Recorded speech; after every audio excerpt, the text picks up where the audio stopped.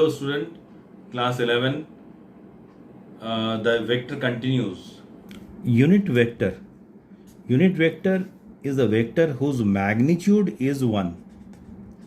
Magnitude is 1. And direction of the unit vector is along the direction of given vector is the unit vector. So unit vector are those vectors whose magnitude is 1 and its direction is along the direction of the given vector. Unit vector is denoted by, say, A is a vector or A is a unit vector in fact. So how we are going to write it? A cap. This is what? Cap. We have to use the cap. That is a unit vector. Unit vector, I am writing in short, unit vector is also denoted as the ratio of the vector by its magnitude. Say for example, a unit vector A cap is there. So how we are going to write? A vector by magnitude of the vector A. That is the way how we are going to use. Now second point, unit vector, as I told you, it is having the direction along the direction of the given vector. In the topics to come, we have to use the unit vector along the three-dimensional axis x, y, and z. X, y, and z, three-dimensional. So when we are talking about the three-dimensional case, whatever the quantity we are using along the x direction, that then if we require the unit vector along x-axis, that is denoted by small I cap. So unit vector associated with the x-axis is I cap. Unit vector associated with the y-axis is small j cap. And unit vector associated with the z vector along the z direction is small k cap. Means x के direction में I cap, y में j cap और z में k cap. That is a fixed unit vectors are there. Okay. Now resolution of vector, rectangular components of the vector into its component. Here we are talking about the two-dimensional x and y. Say for example, this is your one vector A, and our purpose is to find its component. इसका component निकालना है. तो सबसे पहले हम क्या किए, इस पॉइंट P से परपेंडिकुलर ड्रॉप किए Pn, और y एक्सिस पर भी एक कंपोनेंट ड्रॉप किए, एक परपेंडिकुलर Ay. तो Ay जितना है उसी के पैरेलल ये है, तो ये भी Ay हो गया. और ON का नाम हम लोग क्या दिए? Ax. ठीक है. मान लेते हैं ये एंगल x एक्सिस के साथ थीटा एंगल बना, ये जो वेक्टर है थीटा एंगल बना रहा है. ठीक है. So from triangle law of vector addition, triangle law of vector addition, triangle law से हम लोग पढ़ चुके हैं. यहाँ इस ट्रायंगल में, कौन सा ट्रायंगल में? ONP में हम लोग देख रहे हैं ये एक ही सीक्वेंस में है, एक ही ऑर्डर में है, ONNP. तो हम लोग कैसे लिखेंगे इसका resultant? OP is equal to, ये हो जाएगा ON प्लस NP. अब इस चीज़ को हम लोग OP को अगर वेक्टर A से डिनोट कर रहे हैं, ON को वेक्टर AX, और NP को हम लोग NP जो कि इसके पैरेलल है, इसीलिए ये वाला AY हम लोग ले लिए हैं, AY. अब ये पहला इक्वेशन है. तो यहां पर ये और ये क्या हुआ? That is the two rectangular components, two rectangular components of vector A, two rectangular components. Now ax vector को हम लोग ऐसे भी लिख सकते हैं, अभी हम लोग डिस्कस किए थे यूनिट वेक्टर के टर्म में।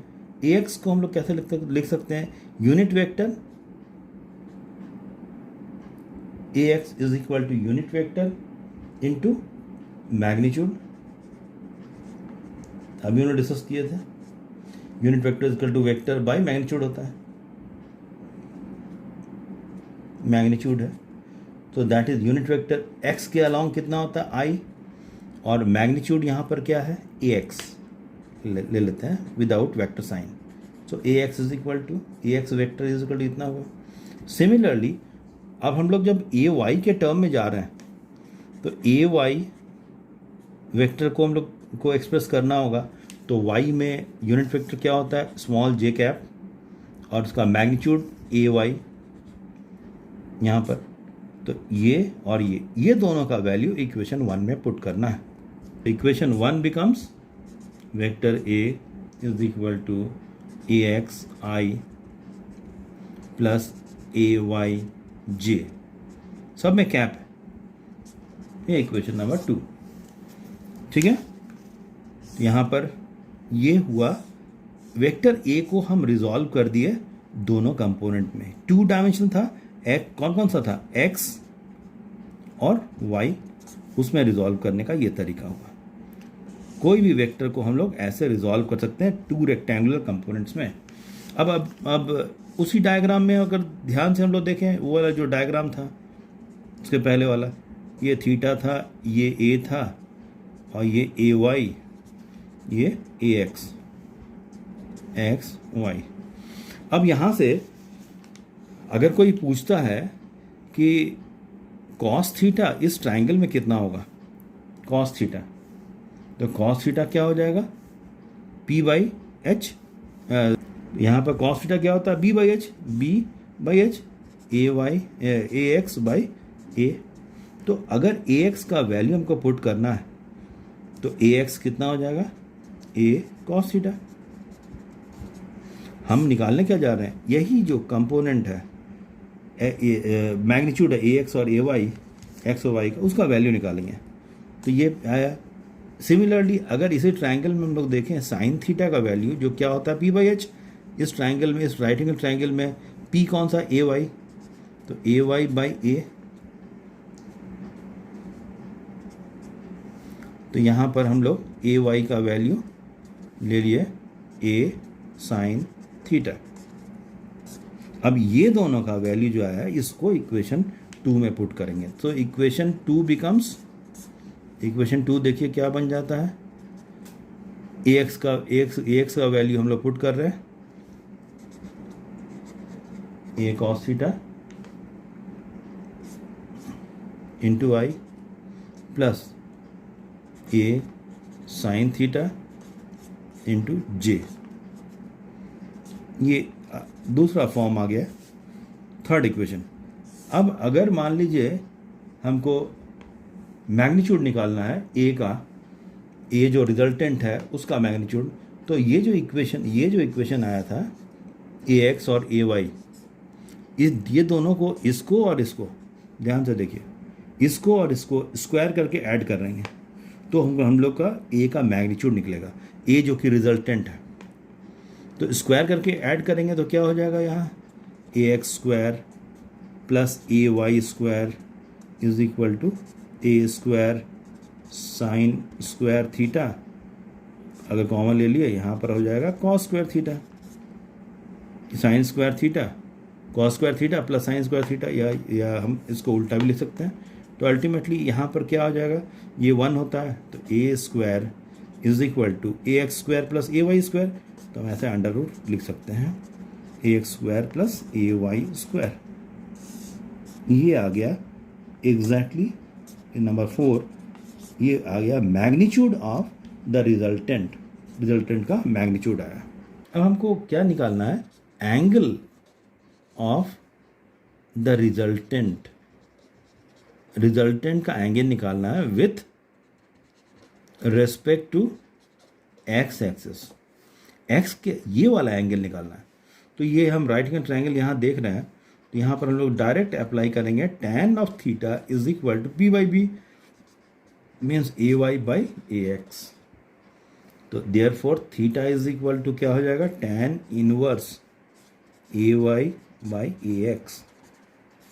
ये हम लोग एंगल ऐसा निकालते हैं। ये 2 डायमेंशन में हुआ। अगर ये 3 डायमेंशन रहता, इफ 3 डायमेंशनल कंसेप्ट अगर होता, कौन कौन सा, एक्स वाई जेड, तो उस केस में जैसा 2 डायमेंशन में हुआ वैसे ही हम लोग लिख सकते हैं।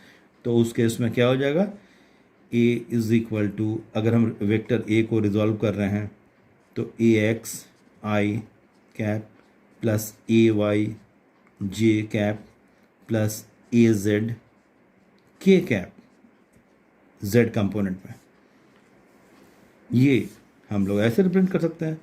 सिमिलरली अगर हमको उसका जो रिजल्टेंट ए है उसका अगर मैग्नीट्यूड ज़रूरत होगा तो कोफिशिएंट जो है स्क्वायर, सबका स्क्वायर करके अंडर रूट कर देंगे।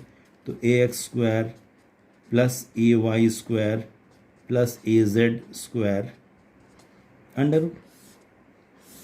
ये तरीका होता है। This is the way how we are going to do it. Displacement vector in a plane, that's important and try to understand. मान लेते हैं यहाँ पर ये ओरिजिन है, एक्स वाई है, और सबसे पहले यहाँ पर एक पार्टिकल है, यहाँ पर एक पार्टिकल है पी पर, और वो पार्टिकल ऐसे करके डिस्प्लेस हुआ क्यू पर, यहाँ से यहाँ गया, कौन, वो पार्टिकल। तो हम लोग को डिस्प्लेसमेंट वेक्टर का एक्सप्रेशन निकालना है। हम ये पार्टिकल कहाँ पर है, इसका पोजीशन वेक्टर है r1, हम एज्यूम कर लिए, और कहाँ तक गया है, क्यू पर गया है। उस केस में क्यू का पोजीशन वेक्टर कितना है, r2, और p पॉइंट पर था इनिशियली वो पार्टिकल, उसका ये कोऑर्डिनेट कितना है, x1 y1, t किसी टाइम पर, t टाइम पर, और उसके बाद t डैश टाइम पर मान लेते हैं वो पार्टिकल यहाँ से यहाँ पहुँचा q पर, और q का कोऑर्डिनेट है x2 y2।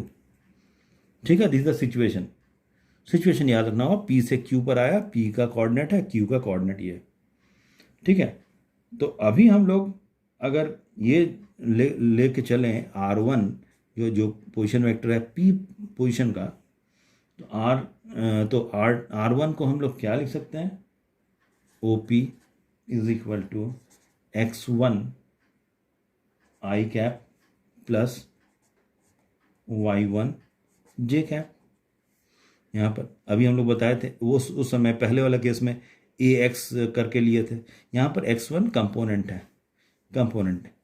x1 i cap plus y1 j cap, ऐसे हम रिप्रेजेंट कर सकते हैं। सिमिलरली r2 को हम लोग कैसे रिप्रेजेंट कर सकते हैं, OQ is equal to x2 i cap plus y2 j cap, ऐसे हम लोग रिप्रेजेंट किए। अब हम लोग यहाँ पर triangle law of vector addition का यूज़ करेंगे। ये एक ट्रायंगल बना हुआ है, हम देख रहे हैं, इसका ये डायरेक्शन है, ये यहाँ से OP, फिर इसका ये इसी ऑर्डर में है PQ, ऐसे इस सीक्वेंस में जा रहा है। तो हम लोग लिख सकते हैं triangle law of vector addition था this plus this is equal to this. तो from triangle law of vector addition, triangle law of vector addition,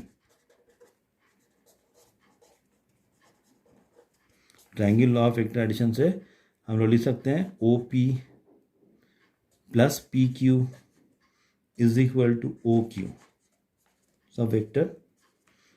इसको इस फॉर्म में लिख देते हैं, R1 प्लस PQ कितना है, डेल R लिए हैं, ये जो डिस्प्लेसमेंट वेक्टर है डेल R लिए हैं, that is equal to OQ R2। ठीक है, तो del R is equal to क्या हो जाएगा, R2 माइनस R1। तो del R is equal to R2 minus R1। Okay, now del R is equal to R2 का वैल्यू जो था वो हम, ये वैल्यू था इक्वेशन 1 और 2 से, इसका वैल्यू यहाँ पुट करेंगे। तो x2 i plus y2 j minus ये R1 का वैल्यू आया था मेरा x2, R1 का वैल्यू था मेरा x1 y प्लस y1j, इतना लिख दिया।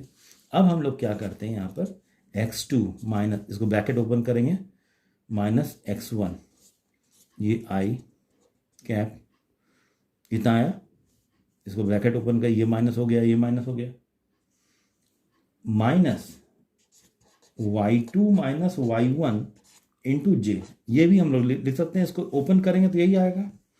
सिमिलर लाने के लिए हम लोग ऐसा किए, ब्रैकेट ओपन करके माइनस यहाँ कॉमन ले लिया, तो ये मिटा, इतना आया, ये कितना आया डेल आर, जो देयरफॉर डेल आर मोड, इसका वैल्यू कितना हो जाएगा, this square plus this square under root, तो यहाँ पर हो जाएगा x2 minus x1 whole square plus y2 minus y1 whole square under root, ये इसका मैग्नीट्यूड आया।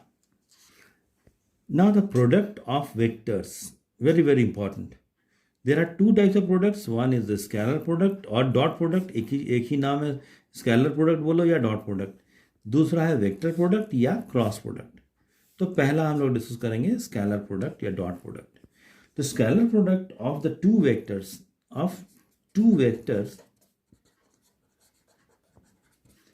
इज, से वेक्टर का नाम हम लोग ले लिए a and b, is defined as the product of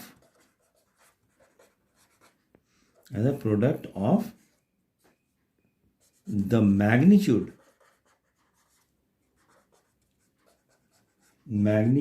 of vector A and vector B multiplied by, that's interesting, multiplied by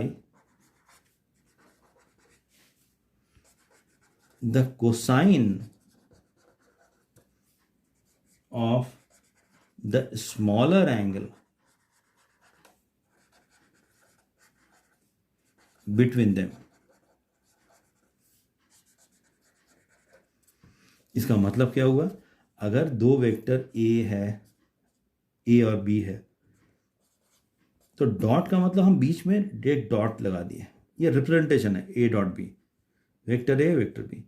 ये क्या ये दो वेक्टर A और B कैसे डिफाइन करते हैं, product of magnitude, A vector का मैग्नीट्यूड, B वेक्टर का magnitude multiplied by cosine of the smaller angle, means cos of the theta. मान लेते हैं वेक्टर A यहाँ पर है और वेक्टर B ये है, तो वेक्टर A और वेक्टर B के बीच एंगल देखो, यहाँ पर दो तरह का एंगल, एक एंगल ये वाला हुआ और एक एंगल ये वाला हुआ, तो कौन सा एंगल लेंगे, छोटा वाला स्मॉलर एंगल, इसका नाम हम थीटा दिए।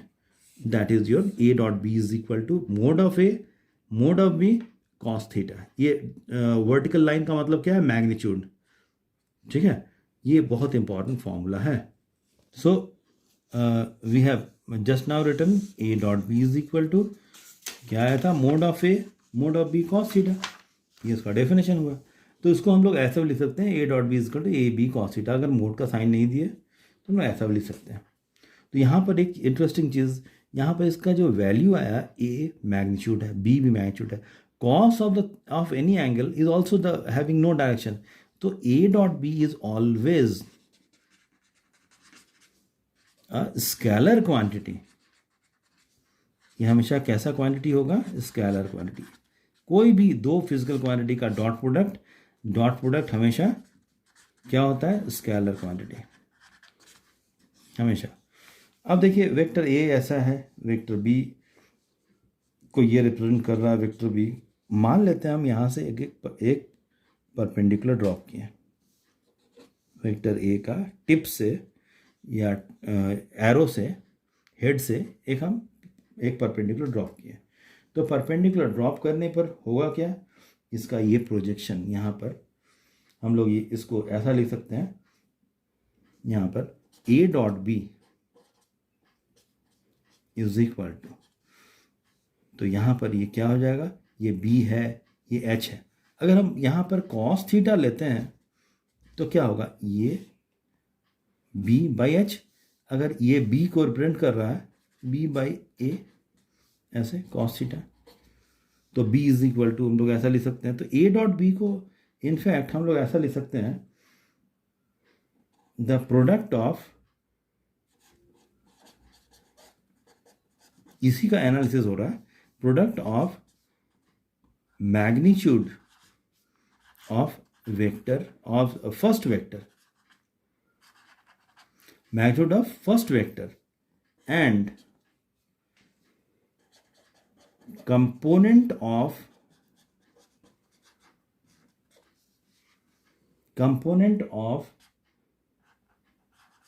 second vector in the direction of first vector. मतलब क्या है, मतलब ये है a डॉट बी ऐसा था, हम लोग a लिख दिए इनटू, अगर फर्स्ट वेक्टर हम लोग a लिए हैं तो फर्स्ट वेक्टर का मैग्नीट्यूड इनटू, अब b का कंपोनेंट इस डायरेक्शन में, चाहे b का कंपोनेंट लें या a का कंपोनेंट, दूसरा वेक्टर का कंपोनेंट ले रहे हैं, सेकेंड वेक्टर का कंपोनेंट ले रहे हैं फर्स्ट के डायरेक्शन में, तो हम लोग उसको ऐसा लिख देंगे ए बी कॉस थीटा। ये समझने वाली बात है।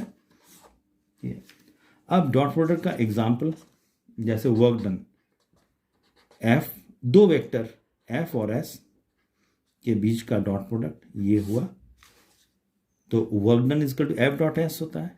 दो वेक्टर को डॉट कर दिए, ये क्या हो गया, स्केलर, तो work done is scalar quantity. Similarly power F dot V, velocity और फोर्स के बीच अगर डॉट प्रोडक्ट होगा तो मेरा पावर आएगा, ठीक है। सिमिलरली क्लास 12 में आप लोग पढ़िएगा कि मैग्नेटिक फ्लक्स फाई से डिनोट करते हैं, बी डॉट ए, ये भी डॉट प्रोडक्ट है।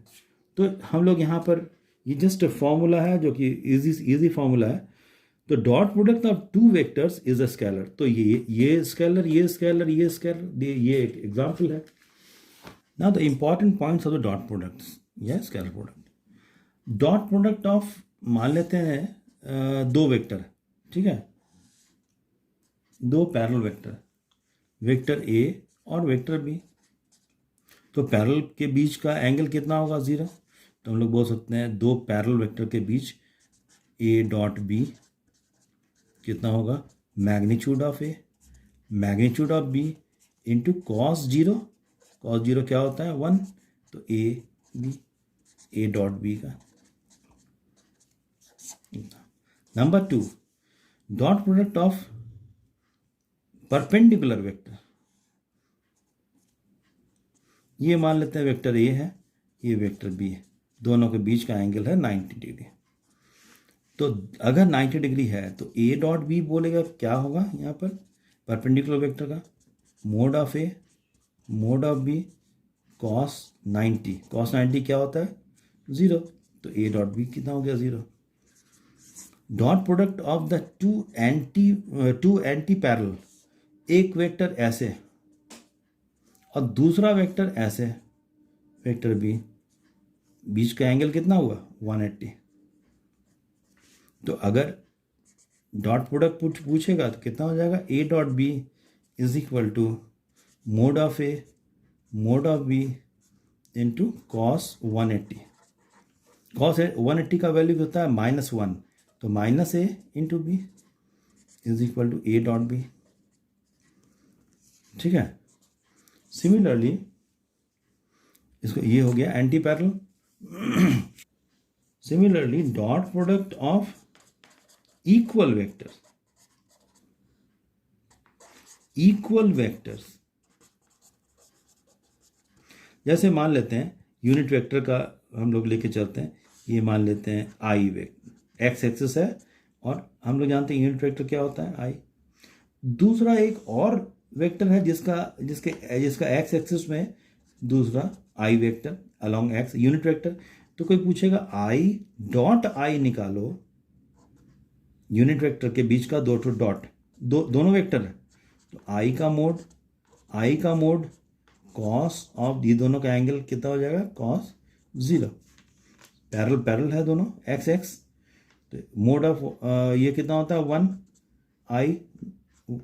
आई मीन्स यूनिट वेक्टर का मैग्नीट्यूड कितना होता है 1, cos 0 1 इक्वल टू 1। तो आई डॉट आई 1, जे डॉट जे कितना होगा, वो भी 1 होगा, और के डॉट के वो भी 1 होगा। Okay, now just see the dot product we know. अगर तुमसे कोई पूछता है एंगल निकालो, एंगल बिटवीन टू वेक्टर्स, दो वेक्टर्स दिया हुआ उसके बीच का एंगल, तो यहां से इसी फॉर्मूला से A dot B is equal to mod of A mod of B cos theta, हम यहाँ से एंगल निकाल सकते हैं। अगर एंगल नहीं दिया हुआ है तो cos theta is equal to क्या आ जाएगा, A dot B by mod of A mod of B.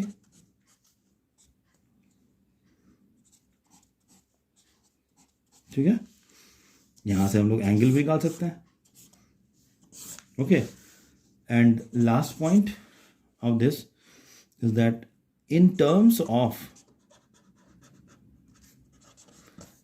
rectangular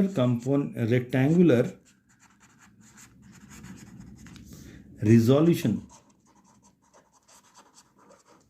of vectors,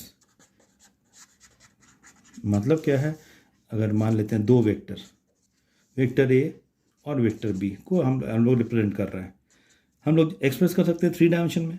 कैसे, ए x into I, A Y, A x into i plus A Y into J plus A Z into के। दूसरा vector B है, तो इसको हम लोग depend कर रहे हैं बी एक्स आई, बी वाई जे और बी जेड के से। अब कोई पूछेगा ये दोनों के बीच का डॉट प्रोडक्ट निकालो, ए डॉट बी, तो ये देखिए कितना होता है। तो हम लोग जैसे एलजेब्रा का होता है वैसे ही हम लोग इसको करेंगे, ए Y J plus A Z के डॉट बी एक्स आई प्लस बी वाई जे प्लस बी जेड के। कैसे हम लोग करेंगे, देखिए दिस, इसके साथ इसका डॉट, फिर इसके साथ इसका डॉट, इसके साथ इसका डॉट, इसका काम खत्म। फिर इसके साथ इसका, इसके साथ इसका, इसके साथ इसका, फिर इसके साथ इसका, इसके साथ इसका, इसके साथ इसका, ऐसे हम लोग डॉट करते जाएंगे।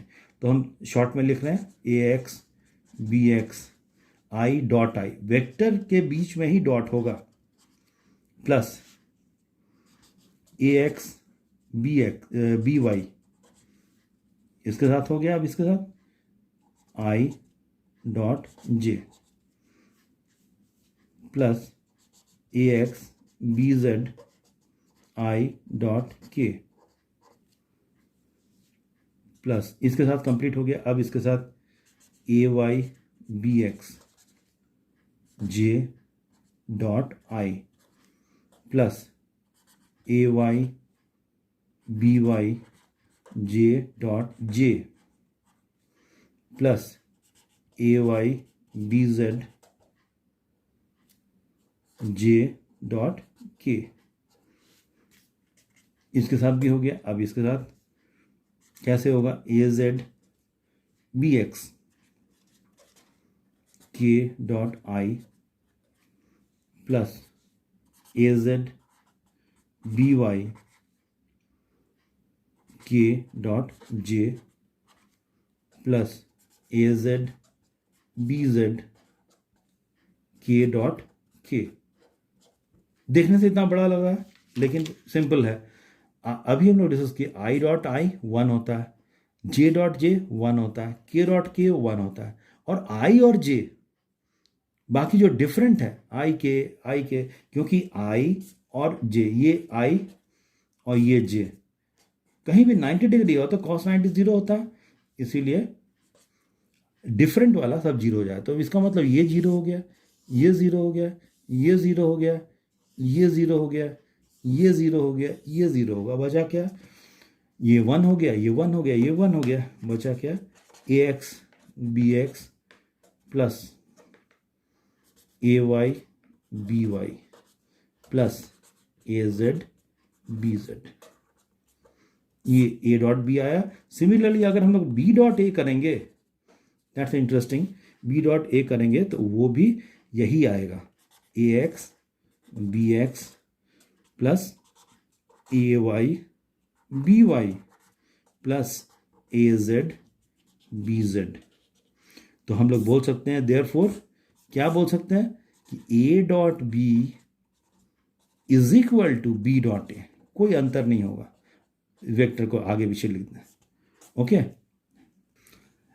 a very important example show that one example is given, vector a is equal to 2i plus j plus 2k and vector b is equal to 2i minus 2j minus k are perpendicular to each other। ये question आया हुआ है exam में भी। तो हमको कैसे show करना है कि ये दोनों वेक्टर क्या है, परपेंडिकुलर है। तो कैसे हम शो करेंगे, वही वाला formula, cos theta is equal to a dot B by mod of A mod of B. अब इसको कैसे हम करेंगे, cos theta is equal to A dot B, ये दोनों का प्रोडक्ट अभी हम बोले थे, हम लोग डिस्कस किए थे यहाँ पर, ए एक्स बी एक्स, दो वेक्टर का ए एक्स बी एक्स ए वाई बी वाई, ऐसे डायरेक्ट उसका कोफिशिएंट केवल एट मल्टीप्लाई हो रहा है। तो 2 इंटू 2, क्या सिंपल तरीका देखिए ए डॉट बी का, A dot B 2 into 2 4 plus 1 into minus 2 कितना हुआ, -2, उसके बाद 2 इंटू -1 -2 by mod of A 2 square plus इसका कोफिशिएंट कितना है 1, तो 1 square plus 2 square under root, फिर मोड ऑफ बी मोड निकालने का तरीका बताया था तुम लोगों को, तो 2 स्क्वायर प्लस -2 का स्क्वायर भी कितना हो जाएगा वही, अच्छा लिख देते हैं यहाँ पर -1, उसके -1 का स्क्वायर। तो अल्टीमेटली यहाँ क्या मेरा मिल रहा, यहाँ देखिए 4 और -4 मीन 0 बाई 2 4 4 8 और 1 9 अंडर रूट, ये भी हो गया अंडर रूट 9, ये माइनस स्क्वायर क्या हो जाएगा, प्लस हो जाएगा। तो 0 बाई 9 मीन्स 0 बाई एनीथिंग 0। तो देयरफॉर कॉस का कौन सा वैल्यू 0 के बराबर होता है, cos 90। तो therefore theta is equal to 90 degree, means both vectors are perpendicular. ये समझने की बात थी ए डॉट बी, कैसे हम उसका डॉट प्रोडक्ट निकाले डायरेक्ट। आई का कोफिशिएंट जो है 2 इंटू 2 4, 1 इंटू -2 -2, 1 इंटू -2 इंटू -1 -2, ठीक है। ओके